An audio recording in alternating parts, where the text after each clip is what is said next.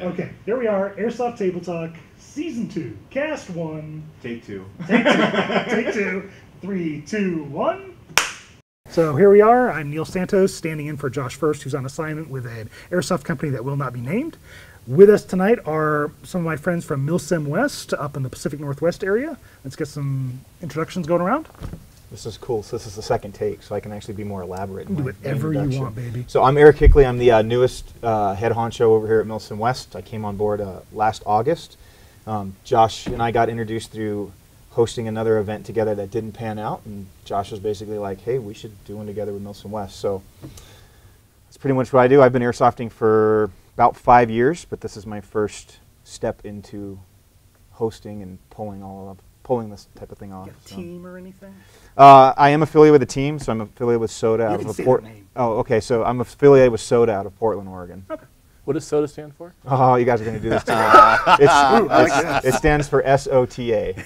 It's Soldiers of the Apocalypse, which I guess this team's been around for a good 8 or 9 years, and that was the cool trend, I guess, at that time in airsoft. Right. Soldier of the Apocalypse and PMC loadouts, but the name's kind of stuck, and they have the identity of Soda, so you kind of can't get rid of it. But I don't think there's anything that actually says Soldiers of the Apocalypse anymore. I think it's just known as Soda.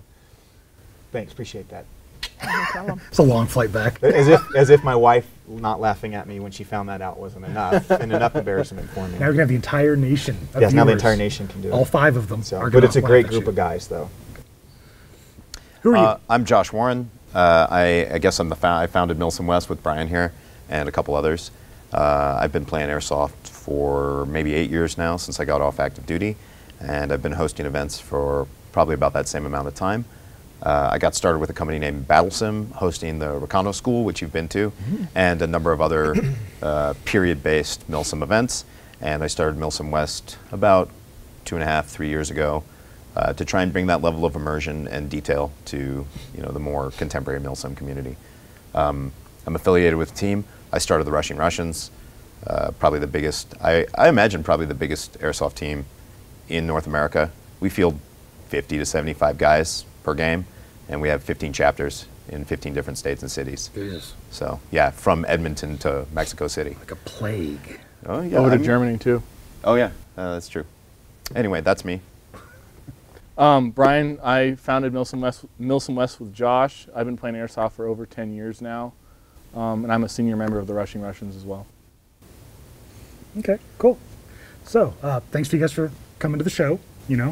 Ever since I went to your Crimean Crisis game, I was really, really excited about the MilsimWest product, and I talked as much as I could about it locally here, and I really wanted other people that haven't had the luxury to go to your game yet to experience some of that through you guys. So that's why we're here today. Cool. So with that in mind, tell me about what makes your games different, special, unique than the other slew of airsoft products that are out there. Why is a player going to look at your game and go, hey, this is what I want to spend my hard-earned shekels on? You always start us off, so just go for it. Oh, okay. No suspension of disbelief. We'll take care of that for you. That's why you pay us. You pay us so that we can help you suspend disbelief and get inside of this fantasy that is what we all do as our hobby, and it is a fantasy. And that's our job. Our job is to make sure that you don't have to wonder if you're on the objective, because it will be very obvious to you what the objective is. Like, you don't have to wonder, gee, is this PVC pipe and this really demotivated teenager a mortar crew? Right?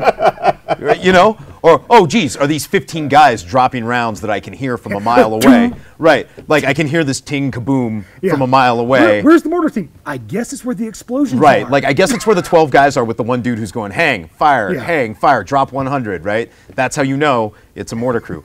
So I guess that's the difference. If we tell you you're going to hold this bridge against armor, there'll be a bridge and there'll be armor. Right, it won't be a plank and it won't be a guy in a cardboard suit. If we tell you you're setting up a comms relay, it's a comms relay that we're actually using, and if it goes down, like, our comms are going to suck as a result.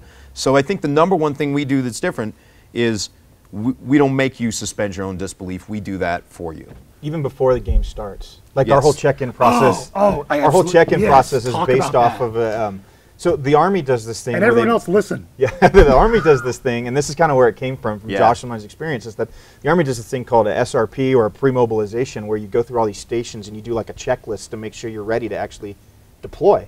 And so you know, we had this idea, we came up with this idea of like, hey, let's make our tickets look like a set of Army orders. So we took a set of mine and took off all the, you know, sensitive stuff and replaced it and put a checklist at the bottom that makes you go through like, okay, I've got to go, we do a layout where we have real Army NCOs who are airsoft players. Great. Like, okay, hang up your sleeping bag and hang up So this like and hang your up watch, this. your notepad. And it happens to us every time. Somebody gets upset like, oh, I can't believe you're making us do that. But I always go back to like, there's a reason.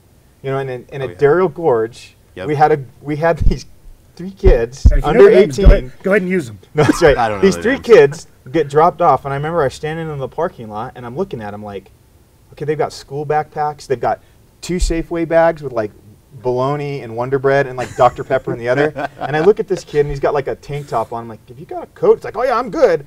Well, we got up into the AO at 2,500 feet, and you know, in October, and it froze overnight.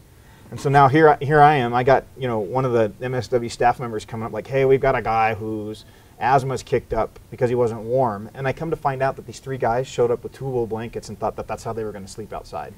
So then, you know, the AAR from that was, okay, from now on we have, this is the required gear at a minimum, and not only are we going to require it, we're going to make you show us. I mean, you know, it happens every time. Can I just send you a picture of what I brought? No. No, because I don't know if you brought it. Yeah. So, you know, there's that whole process through the chrono process, through a medical check, through how we issue you your ammo and your maps or any other sort of game injects that we need you to have, to just the billeting that you experienced at Crimean Crisis. We try to make it as much as being in combat or what the military would experience, and that's part of what Josh is talking about, is the suspension of disbelief. Yeah, definitely Suspension of disbelief. Yeah, suspension of disbelief. I mean, the idea is that when you show up on Friday at 1800, you're in the scenario, it's already started. It's already started. No one's shooting at you yet. No one's shooting at you yet, but you're already part of a real unit. There is someone yelling at you, though. Yeah, or at least telling you what you do, and that, you know, you're firmly, maybe pulling, not pushing. I'm not sure, but you know, the idea is that you're part of a military unit. It's not just you're getting ready for some sort of scenario, but also that you're part of a military unit, and that's something that I just don't see at a lot of other places. I mean, there's just not the command structure, and there's kind of this like celebrity leadership model. But we definitely use a different model. Erik and I really try and leverage our relationships with guys that we were in the Army with, or guys he's in the Army with now, to make sure that each platoon has kind of an embedded observer controller who actually is, you know, an infantryman or was an infantryman. Sorry, go ahead. I was gonna piggyback, which brings us to another differentiator, is that we try to make it a point to invest in the customer. That's apparent is, I mean, it just ties into our whole style of play, but when you show up on Friday at 1800, you won't see the other faction. You don't check in with them. You don't see them until you see them.